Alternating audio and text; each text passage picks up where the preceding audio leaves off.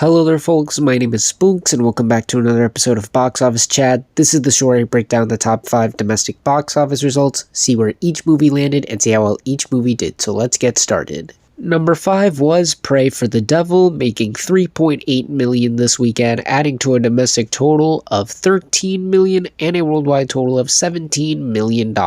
So this movie actually held better than I expected it to do. It dipped just 46% from last weekend, which for a horror film is quite impressive, and while I don't know the budget yet, it hasn't been officially reported as far as I'm aware at the moment. I think the movie was cheap enough to where these totals right now are helping it out. Maybe it's on its way of tripling its budget, because this is it's Pray for the Devil. There's no way this movie had a lofty budget, if you know what I mean. But even with those benefits, this movie is still just not really performing that well. There was just not a lot of buzz or interest in this movie to help it out, and while it'll probably get past the $20 million milestone, both domestically and certainly worldwide, I think that'll be about it for the film. Just not really much else to say here. The movie just came and went, and this weekend will probably be the last weekend we see it in the top 5, given where it's at right now. So so long, Pray for the Devil.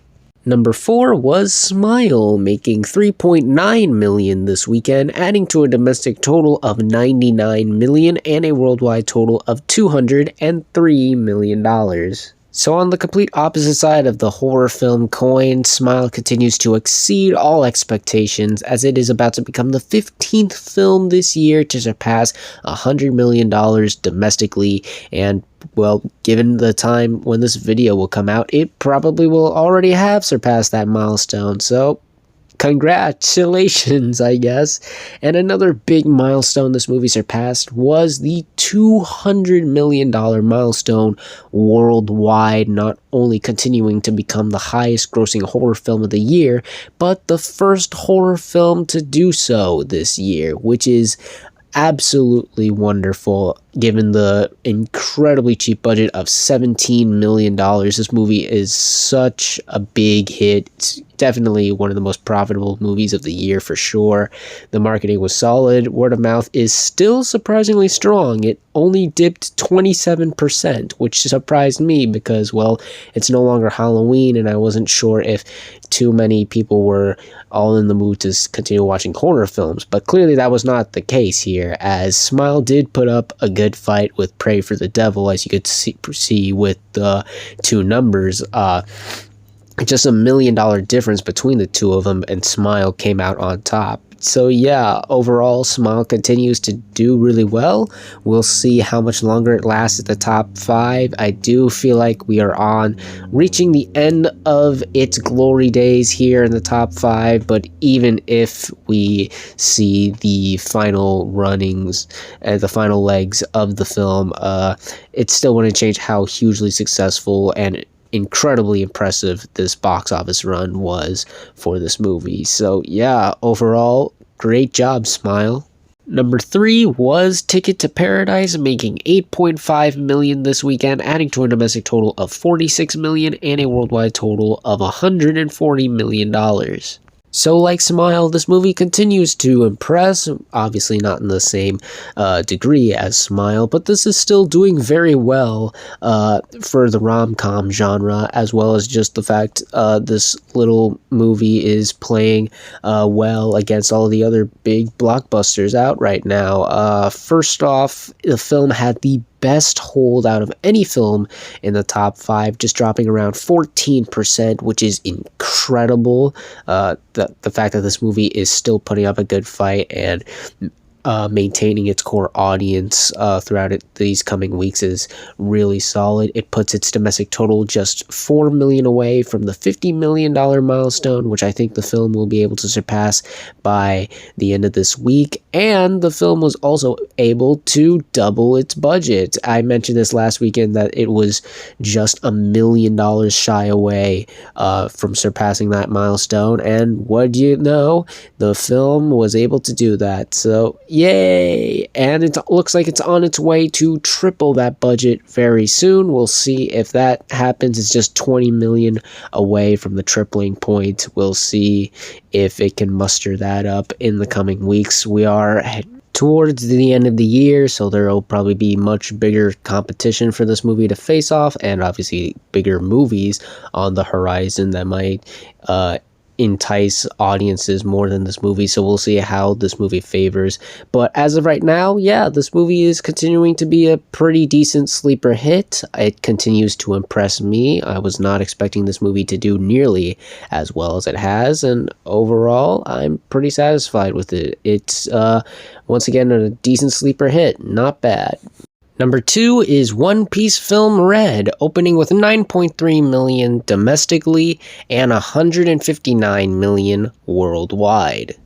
So I don't think anyone is really too surprised by the totals for this movie, really. Obviously, it was pretty much the only new movie in theaters, and while it was the third biggest opening for an anime film this year behind Jujutsu Kaisen 0, the movie, and Dragon Ball Super Superhero, this was still a pretty impressive result, just dropping with $9 million. It actually put up a good fight against the number 1 film on Friday, but we'll talk about the number 1 movie in just a bit. And this continues the streak of anime films continuing to do pretty impressive on their opening weekends. Obviously, they are massive hits in their respective countries. This movie has already surpassed the $150 million milestone worldwide, most likely due to where it was released initially in Japan, and it looks like it's going to continue to do so in the coming weeks, definitely worldwide, boost those totals. And this is still a pretty solid total domestically. Nothing too impressive, but just the right amount, at least in my opinion. However, while this movie is not an exception to the opening weekends for anime films, I don't think this will be an exception for their legs, as I think given the pretty big movie coming out this weekend, also more on that later, and the trend we see for these movies, I definitely think it's safe to say that this movie is probably going to be way more front-loaded than what was anticipated, and the drop-off is probably going to be pretty big for this movie. But as far as this weekend goes, this is a pretty decent total. Not too much to say here. It did pretty well, much like other films based off of pretty successful and beloved anime. And finally, let's end the video off with the number 1 movie of the weekend, which was still Black Adam, making 18 million this weekend, adding to a domestic total of 137 million and a worldwide total of $321 million. So Black Adam was able to make double the amount that One Piece did, which is interesting because on Friday it was One Piece that was number 1 and Black Adam at the number 2 spot, but clearly there was more interest and enthusiasm for Black Adam, as this film was still able to maintain its core audience and hold really well, dropping around 33% from last weekend, which is pretty impressive for a comic book movie in its 3rd weekend, and it puts its domestic total just around 20 million away from the $150 million milestone, which I think this movie will end up doing. It seems like the best possibility for the film right now, given everything that's about to occur to it in the coming weeks. We'll get to that in a bit. But yeah, I think around 150 million is a safe bet for the film, which, could have been better, but it could also have been a lot worse. Worldwide, however, I feel like it may struggle to get to the $400 million range, because it has been reported that the film will not be getting a Chinese release, and it is starting to slow down worldwide. It seems the enthusiasm internationally is starting to slow down a bit, and again, the big movie coming out this weekend is surely going to steal a lot of audiences away from this movie. So this might be one of the last times we see this movie do as well as it has been doing for the past couple weeks. It's certainly not going to be pretty this weekend for this movie, that's for sure. I think it's going to take a pretty big hit. But as far as everything goes right now, this movie is still doing okay, not blowing the doors off. It's still struggling to make ends meet with its $195 to $200 million budget. Yikes. So hopefully it can get to those totals. Maybe there's still enough enthusiasm and enough interest in the movie in the coming weeks to help it out, but I'm holding my breath on that one. But as far as everything goes right now, this film is still doing all right for the time being. And those were the top 5 domestic box office results for this weekend, but we're not quite done yet as we've got another week ahead of us and new movies hitting theaters. And this weekend, we really only have one new major wide release, that being Black Panther: Wakanda Forever.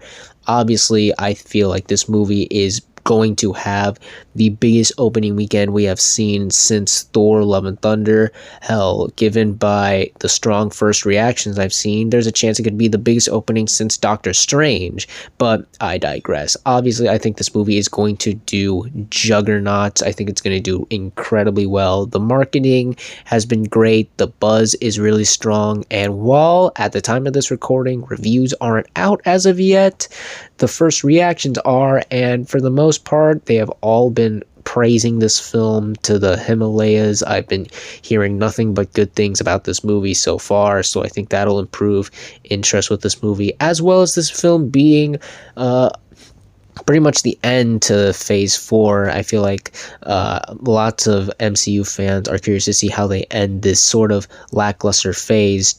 To many eyes of these fanboys, will they end it with a bang or with a whimper? We'll just have to wait and see for the movie ourselves.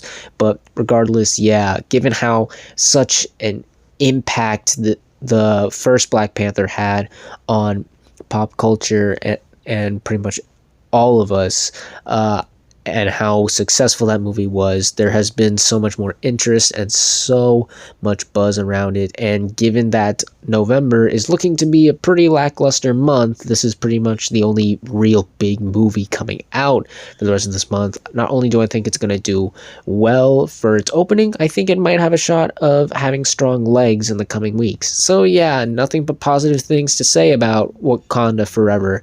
I think it's going to do incredibly well, but we'll see how well this movie does, as well as the rest of the movies that land in the top 5 on the next Box Office Chat. And that's going to do it for this week's episode of Box Office Chat. What did you all think of the results? Were you satisfied, unsatisfied? Comment down below and let me know. If you like this video, hit the like button. If you like this channel, hit the subscribe button. Follow me on all the social media links right there. And until next time, everyone, stay sharp.